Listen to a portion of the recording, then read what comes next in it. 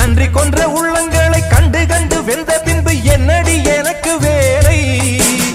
நம்பி நம்பி வெம்பி வெம்பி ஒன்றுமில்லை என்ற பின்பு உறவு கிடக்கு போடி. இந்த உண்மையை கண்டவன் ஞானி. நம்பி நம்பி வெம்பி வெம்பி ஒன்றுமில்லை என்ற பின்பு உறவு கிடக்கு போடி. இந்த உண்மையை கண்டவன் ஞானி. அண்ணன் என்ன, தம்பி என்ன, சொந்தம் என்ன,